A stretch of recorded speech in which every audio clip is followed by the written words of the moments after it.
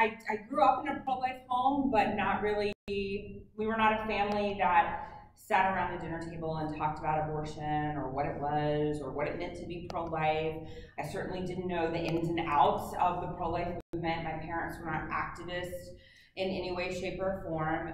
Being pro-life was something that we said was or what it how meant to be pro-life. I certainly, and so I went to college and met a woman there on campus one day who was trying to know the ins and outs of the pro-life movement. My parents were not pro-life. I certainly, and so I went to college and met a woman there on campus one day who was trying to know the ins and outs of the pro-life movement. My parents were not pro-life. I certainly, and so I went to college and met a woman there on campus one day who was trying to know the ins and outs of the pro-life movement. My parents were not pro-life.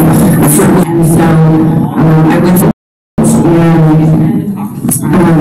and met a woman there on campus one day who was trying to know the ins and outs.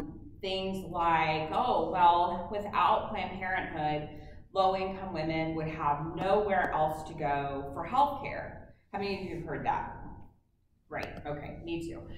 So, and I'm going to be honest with you, I don't know the plight of a low-income, uninsured, underinsured woman. I have always had health care available to me whenever I needed it, and so when she told me this, I didn't have any reason to believe that she was not being honest with the information she was presenting.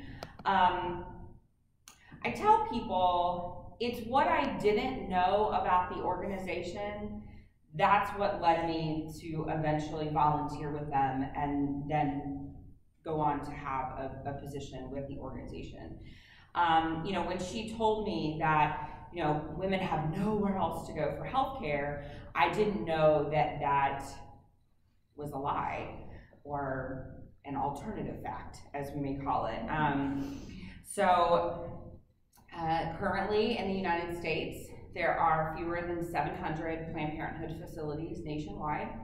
There are over 13,000 federally qualified health centers that provide comprehensive health care for men, women, and children. And I say comprehensive because that's important. At Planned Parenthood, they don't provide any comprehensive care. They don't provide any primary care. They do not provide prenatal care. They do not provide breast health care, mammograms, nothing like that. They provide extremely limited gynecological care, and that's it. Whereas at these federally qualified health centers, these are centers that often, they all provide comprehensive health care, but they often also provide dental care. They provide vision services. They have in-house pharmacies. So this is really a one-stop healthcare center for women, men, and children who are uninsured or underinsured. That 13,000 federally qualified health centers does not include rural public health centers, hospital health systems, and it also doesn't include the tens of thousands of private and group physician practices that accept government subsidy programs like Medicaid. So we're talking about tens of thousands of providers compared to fewer than 700 Planned Parenthood facilities, but Planned Parenthood is the only place women can go. See, it's a lie, but they have said it so much in the media that people believe it is true. And that's what happens with a lie. If you say a lie enough, and particularly if you say it with authority and confidence, people believe you are being honest.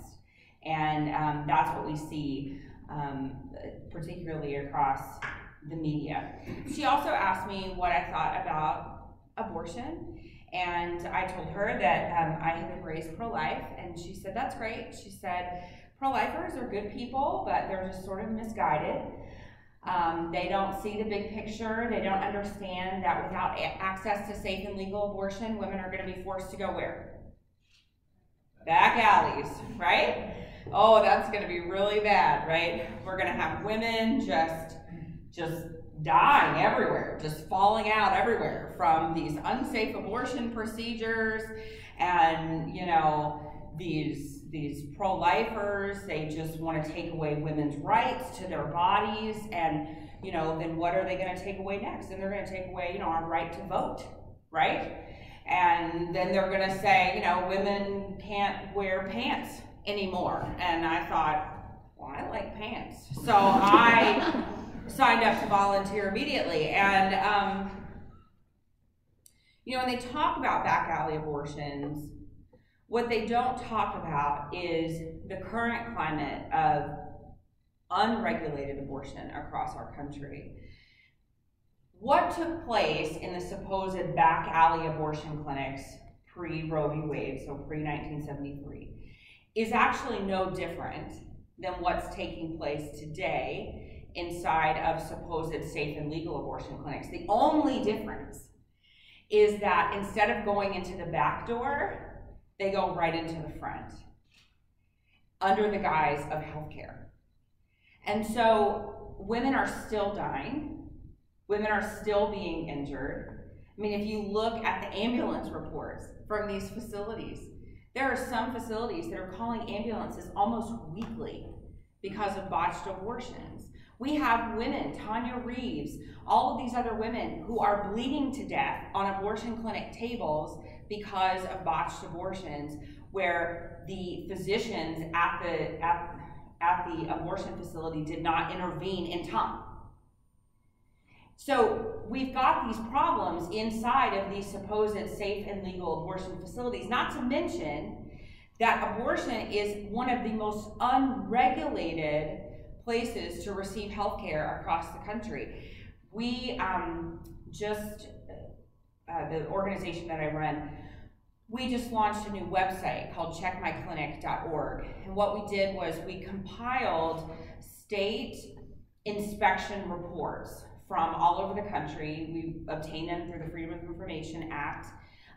We requested these from various state health departments, and we combined them for every single state for the abortion facilities that were available. And y'all, the stuff that is happening inside of these abortion facilities is disgusting, okay? It cannot be any worse than what was taking place in the 60s.